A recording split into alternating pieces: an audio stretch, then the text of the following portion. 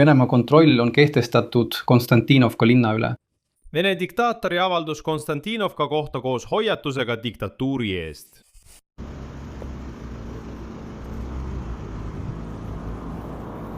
Kordan, see on meile kasulik. Täiesti ootuspäraselt kartis Vladimir Putin sõita Donetski oblasti Konstantinovkasse, mille venelased väidetavalt juba eile vallutasid. Ukraina president Volodymyr Zelenski tegi täna ettepaneku Venemaa diktaatorile Vladimir Putinile pidava kahepoolne kohtumine just Konstantinovkas, pärast tema avaldust selle linna vallutamise kohta venelaste poolt. Et kui venelased tõesti vallutasid linna, siis Vladimir Putini jaoks ei tohiks olla mingit kahtlust. Ei tohiks ju olla probleemiks seal kohale ilmuda. Aga selle asemel, et oma mehisust näidata, põgenes Vladimir Putin ja andis vaid kauvelt käsu jätkata raketirünnakuid Ukraina rahulikele linnadele. Aga oma isikliku jahi käskis ta kiiresti viia kaugemale Arktikasse, et Ukraina droonid selleni ei jõuaks. Aga sel ööl külastasid Ukraina droonid Vladimir Putini sünnipaika. Ukraina kaitsejõud ründasid ööl vastu 4. juulit naftaterminali Peterburis. Objektil möllab praegu ulatuslik tulekahju. Samal ajal valmistab Kreml venelasi ette tõeliselt suureks sõjaks. Kremli uue mobilisatsioonilaine ettevalmistamise kuulujuttude taustal kohe pärast sügisvalimisi tegi Venemaa Föderatsiooni kaitseministeerium ettepaneku tühistada lepinguliste sõjaväelaste ja mobiliseeritute kohustuslik arstlik läbivaatus. Just see läbivaatus määrabki nende sobivuse sõjaväeteenistuseks. Venemaa Föderatsiooni kaitseministeeriumis teatati, et sõjaväearstliku komisjoni tuleks läbi viia ainult juhul, kui on selgelt näha vigastusi või ilmseid haigusi. Kõigile teistele pakutakse automaatselt panna tempel kõlblik sõjaväeteenistuseks. Sellise ettepaneku tegi Venemaa Föderatsiooni kaitseministeerium teiste uudiste taustal. Vladimir Putin andis alles eile korralduse analüüsida Ukraina liitlaste kaasatust sõtta, keda ta nimetas pikaajalise sõja jätkamise õhutajateks. Ja täna hommikul esitas Venemaa välisministeerium juba nimekirja Euroopa riikidest, kes väidetavalt on otseselt sõtta kaasatud, mistõttu Kreml ähvardab juba nende territooriumi rünnakutega. Minu nimi on Aleksei Betsi, arutame seda teemat koos. Aga enne kui alustame, palun tellige kanal, pange videole like ja jätke selle video alla oma kommentaar. Alustan seda saadet selle õhtu kõige kuumema uudisega. Vladimir Putini võit Donetski oblasti Konstantinivkas muutus väga kiiresti kaotuseks ja isegi häbiväärseks põgenemiseks. Eelmisel päeval pani Vladimir Putin uhkelt selga sõjaväevormi, et teatada, nagu oleksid Vene väed täielikult vallutanud Donetski oblasti Konstantinivka linna. Kohtumisel sõjaväelastega rääkis Vene diktaator väidetavatest Vene armee edusammudest rindel ning tema sõnul olevat lisaks Konstantinivkale ka Kramatorsk väidetavalt Vene Föderatsiooni kontrolli all. Edasi Vladimir Putini tsitaat. Venemaa kontroll on kehtestatud Konstantinivka linna üle. Tahan märkida, et Konstantinivka vallutamine on alles esimene, kuid väga oluline etapp. Ukraina relvajõudude üksuste hävitamine, mis seni veel hoiavad. Slavjanno, Kramatorska, Konstantinovski, nagu ütlesite, kindlustatud piirkond, kus vaenlane on loonud sügavalt kihistatud kindlustusrajatiste süsteemi, muutes linnad Slavjansk, Kramatorsk, Družkovka ja Konstantinovka üheks kaitsesülmeks. Aga kui Konstantinivka on vallutatud, siis ma saan aru, et me ei peaks enam rääkima Slavjano Kramatorsko Konstantinovski liinist, vaid lihtsalt Slavjano Kramatorski liinist. Pidades silmas muidugi ka veel üht väikest asulat, aga samuti kindlustatud muidugi Družkovkat. Aga siin on muidugi vastuolu. Kui vaadata Deep State'i kaarti, siis Konstantinovka hõivamisest ei saa juttugi olla. Vene väed on kaardi järgi asule lähedal, kuid pole seda hõivanud. Kuid Kremlile pole sellist avalduste tegemine võõras. Tuletan meelde, et Kupjanskit Harkivi oblastis on nad juba 2 korda hõivanud. Vladimir Putin on 2 korda end naeruvääristanud, väites, et nad on seal ja kutsus isegi ajakirjaniku Kupjanskisse öeldes, et nad on selle juba hõivanud. Aga tegelikult on see linn siiani Ukraina relvajõudude kontrolli all. Venelased on juba unustanud, kuidas Vladimir Putin neid lihtsalt lollitas, väites, et nad on Kupjanski hõivanud. Kupjansk. Ja nüüd siis uus võit, Konstantinovka. samuti märgin, et Venemaa Föderatsiooni kindralstaabi ülem Valerka Gerassimov teatas Vladimir Putinile, et Vene väed on väidetavalt saavutanud täieliku kontrolli kogu Luhanski oblasti üle. Aga Deep State'i kaardi järgi ei vasta see samuti tõele. Lisaks ütles Vladimir Putin ise, et massiivseid lööke Ukraina pihta tuleb jätkata. Ta ütleb, et jutt käib sõjatööstuse ettevõtetest, kuid tegelikult nagu teada, hävitatakse iga rünnaku tagajärjel tavalisi elumaju. See oli selgelt näha 2. juuli ööl Kiievis. Aga läheme tagasi Konstantinovka juurde. Ukraina relvajõudude peastaabi pressiesindaja major Andrei Kovalev ütles, et informatsioon, mida Vladimir Putini räpane suu välja ütles, on vale. Ukraina relvajõudude idagrupeeringu sõjaväeosad ja üksused jätkavad kaitseoperatsiooni läbiviimist kindlatel positsioonidel asulas ja selle lähedal. On olnud juhtumeid, kus vaenlase väikesed jalaväegrupid on imbunud meie vägede lahingukordade sügavusse. Linnas jätkavad Ukraina kaitsejõud diversioonitõrjet. Juba juuli esimese 4 päevaga on venelased üritanud seda linna rünnata 11 korda. Meie oleme Luhanski polgusõdurid Lüüdi brigaadist. Praegu hoiame kaitset Konstantinivkas ja võitleme otse linnas. Safari polgusõdurid Lüüdi brigaad. Täna jätkame lahinguülesannete täitmist Konstantinivka suunaga. Ja koos relvavendadega Ukraina väitsejõududes hoiame vaenlast tagasi. Need Venemaa juhtkunne väited Konstantinivka väidetava vallutamise kohta on vaid järjekordne propaganda, millel pole reaalsusega mingit pistmist. Võime kindlalt öelda, et Vene diktaatori väide Konstantinivka väidetava hõivamise kohta ei vasta tõele. Linn peab vastu. Ukraina kaitsjad jätkavad okupantide hävitamist ega lase vaenlasel oma plaane ellu viia. Et Putini järjekordsed märjad fantaasiad jääksidki vaid fantaasiateks. Kui Vene võim annab taas hinnavallutamise eest medaleid oma kindralitele, hävitame meie nende jalaväge massiliselt. A Ukrainale! Aukangelasteri! Aga kujutame nüüd siin puhtalt hüpoteetiliselt korraks ette, et venelased jumal hoidku tõesti vallutasid täielikult linna Konstantinovka ja Vladimir Putin ei valeta meile. No sellisel juhul tähendab see, et linn on täielikult venelaste kontrolli all ja nemad vastutavad selle turvalisuse eest. Õige? Õige. Aga nagu selgus, oli Putini valet väga lihtne tõestada. Väga lihtne, isegi ilma Deep State'i kaartideta. Ukraina president Volodymyr Zelenski tegi avalikult ettepaneku Venemaa diktaatorile Vladimir Putinile pidada kahepoolne kohtumine just sellesama Konstantinivka linnas pärast tema väiteid selle linna vallutamise kohta venelaste poolt. Zelenski märkis, et Ameerika Ühendriikide iseseisvuspäeva eel otsustas Putin kogu maailmale ja USA presidendile Donald Trumpile lahinguvälja olukorra kohta valetada, kuid ta ise saab tegelikult aru, mis toimub. Seetõttu pidas ta isegi eile kohtumise kindralitega mitte kuskil väljal, vaid mingis punkris või mingis telekanali stuudios, ma ei tea täpselt, aga kindlasti siseruumides. Võtame siis nii, kuulake lihtsalt, milline kaja kostab sellel videol, kus Putin kohtub Gerassimoviga. Nagu oleksid nad seal, maskeerimisvõrkude taustal, justkui kusagil väljal, mingis sõjaväestaabis. Aga kaja on selline, nagu ma olen alati kuulnud näiteks telekanalites stuudiotes, kui ma veel televisioonis töötasin. Selline kaja tekib tõesti ainult suures ruumis. Noh, küsimus ongi, milleks teed maskeerimisvõrgud täiesti kinnises ruumis? Seltsimees Mihhail Vladimirovitš, ühendvägede rühmitus viib lahingutegevust läbi vastavalt erioperatsiooni plaanile. Peastaabi juhataja Gerassimovi juhtimisel.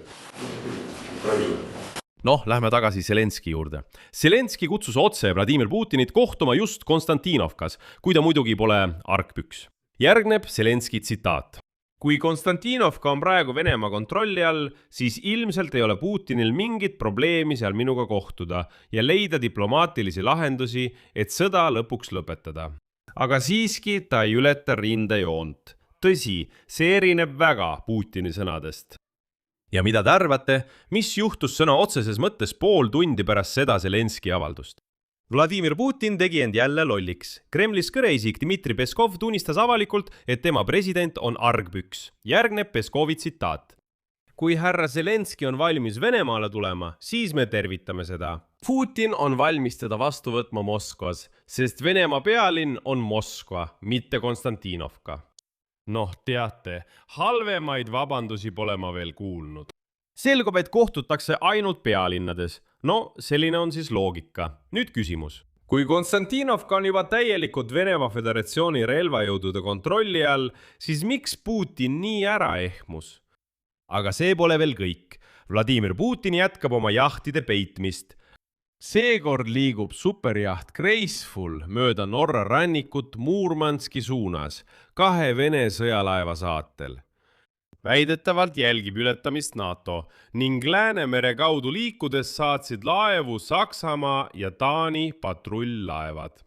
Veelgi enam, The Telegraphi avaldatud fotodel liigub jaht Vene sõjalaevade kõrval ning selle tekil on näha droonivastaseid võrke. See tähendab, et Putin on juba nii hirmul, et ta paneb droonivastaseid võrke igale poole. Ja nüüd on need isegi jahil olemas. Aga selle loo tipphetk on see, et nüüd on selgunud, et Vladimir Putin üritab seda jahti Ukraina droonide eest võimalikult kaugele peita. Ja praegu aetakse jaht Graceful Arctica poole. Ja peites oma jahid ning ise punkrisse varjudes, teatas Vladimir Putin taas vajadusest jätkata massiivseid lööke Ukraina rahulikele linnadele.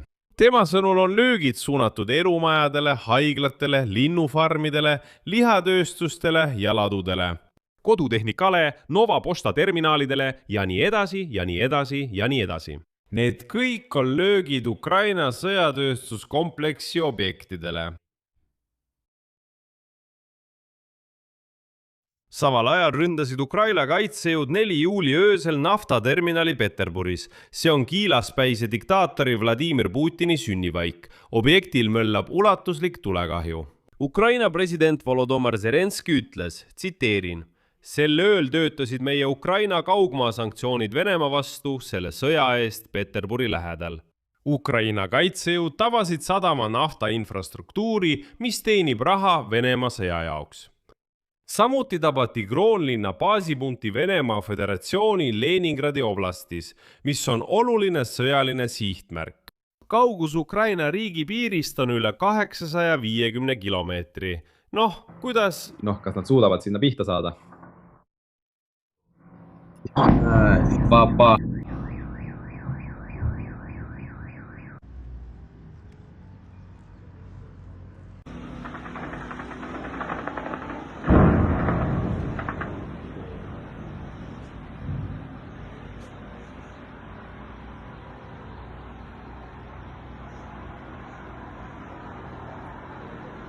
Subtiitrite toimetaja N. Aleksandrova. Märgin, et Peterburi naftaterminal on üks peamisi Balti sõlmpunkte Venemaa naftatoodete ekspordil.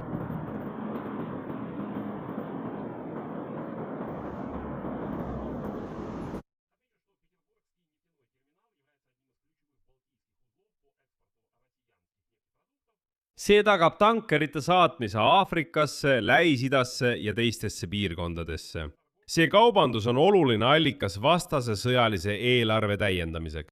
Samuti märgin, et väidetavalt kukkusid droonide rusud alla Võssotski sadama piirkonnas, mis on üks Venemaa Föderatsiooni võtmesadamaid Baltimere idaosas. Peterburi naftaterminal, millel on strateegiline staatus, sattus eelmine kord rünnaku alla. 3. juuni öösel. Ja selle rünnaku tagajärjel, mis toimus Peterburi rahvusvahelise majandusfoorumi avamispäeval, puhkes terminali territooriumil suur tulekahju. Ja veel üks löök terminalile tabas juba 6. juunil.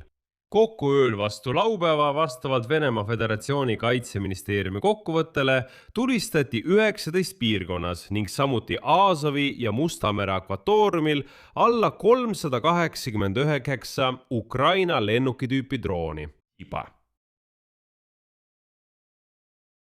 Venemaa valmistub sõja uueks faasiks ja selleks loob kõik tingimused massiliseks mobilisatsiooniks. Vladimir Putin andis eile sõjaväelastega peetud nõupidamisel korralduse analüüsida Ukraina liitlaste osalust sõjas, keda ta nimetas lahingute jätkamise õhutajateks, et edaspidi nende suhtes vastutustundlikke otsuseid teha.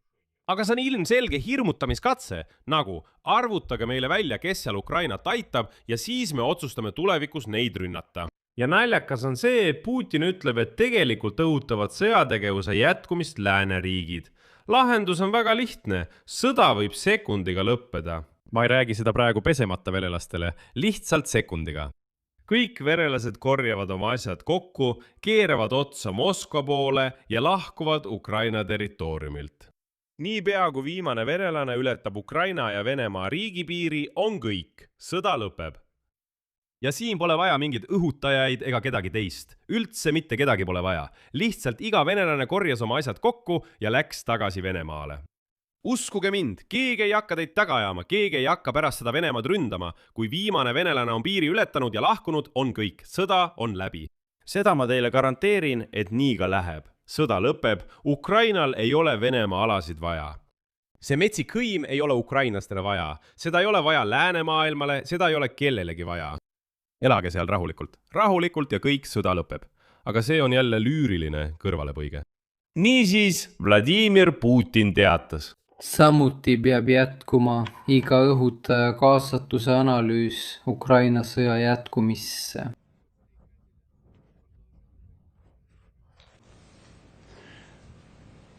Tuleb läbi viia igaühe osalusanalüüs tegelikes lahingutegevustes. See analüüs on meile vajalik võimalike vastutustundlike otsuste tegemiseks tulevikus. Igal juhul võib meil seda vaja minna. Ja oma seisukohta selgitades viitas Vladimir Putin veel 7. juunil tehtud mitme Euroopa Liidu riigijuhi ühisavaldusele, milles tema sõnul tervitati Ukraina uuenduslikku droonitehnoloogia kasutamist. Ja edasi hakkas Putin seda propaganda juttu ajama, et Euroopa toetab neid tema poolt välja mõeldud Ukraina relvajõudude rünnakuid. Laste pihta ühiselamus, busside pihta valgevenelastega, tsiviilobjektide ja tsiviiltaristu pihta Venemaa territooriumil ja nii edasi ja nii edasi. No Putin muidugi unustab mainida, et rünnatakse sõjatehaseid, naftatöötlemistehaseid, energeetikat, logistikat ja nii edasi.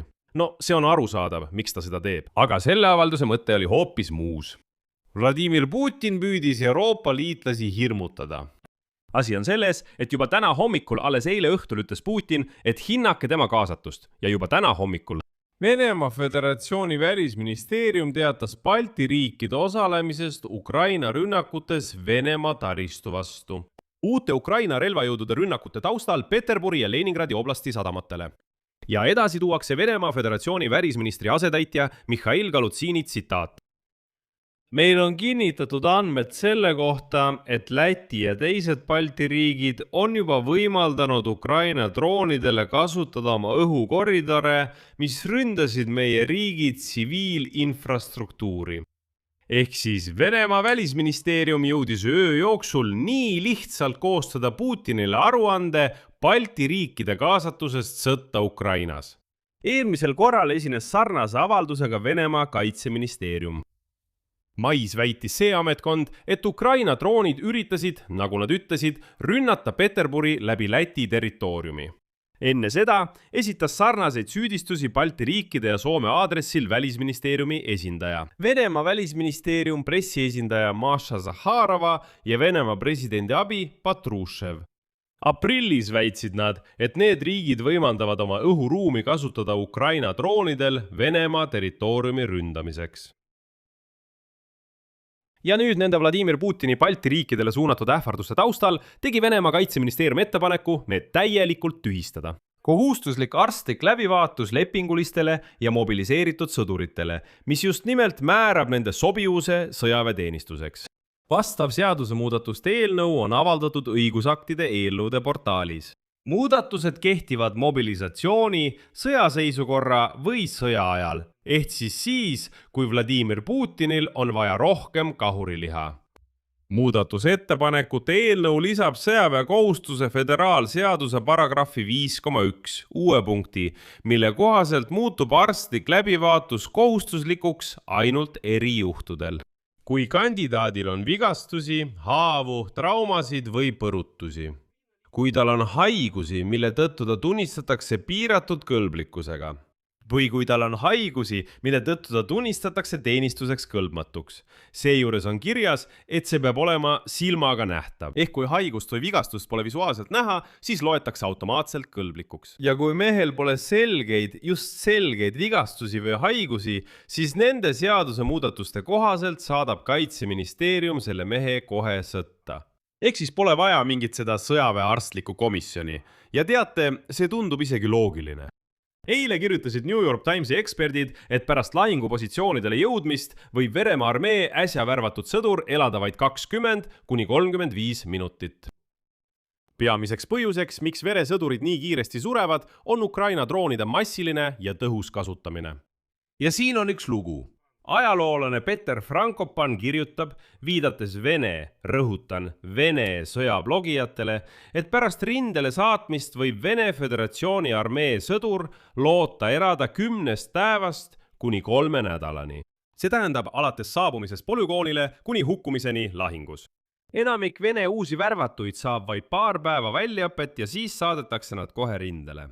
Niipea kui nad jõuavad lahingupositsioonile 20–35 minutit ja kõik, venelast enam pole. Seega, milleks korraldada mingit ülikeerulist arstlikku komisjoni? Samal ajal on uute lepinguliste sõdurite värbamine Venemaal sel aastal langenud 30% võrra. Seetõttu teeb Venemaa Kaitseministeerium ettepaneku, et sõjaväekohustuslased läbiksid arstliku komisjoni mitte vaikimisi, vaid ainult erijuhtudel, kui on vigastusi või tõsine haigus. Nagu te mõistate, ei hakka keegi muidugi ühtegi tõsist haigust tuvastama, kui Vladimir Putinil on vaja rindele rohkem liha saata. Ja siin tahakski öelda, milliseid tõendeid teil veel vaja on, et mõista. Kreml valmistab tõepoolest uut mobilisatsioonilainet kohe pärast septembrikuiseid valimisi. Siia panen 3 punkti, teie arvamus ja järeldused, kirjutage selle saate kommentaaridesse. Tellige kanal, vajutage kellukesele ja ärge unustage vajutada meeldib nuppu. Sellega on kõik. Hoidke end. Kõike head.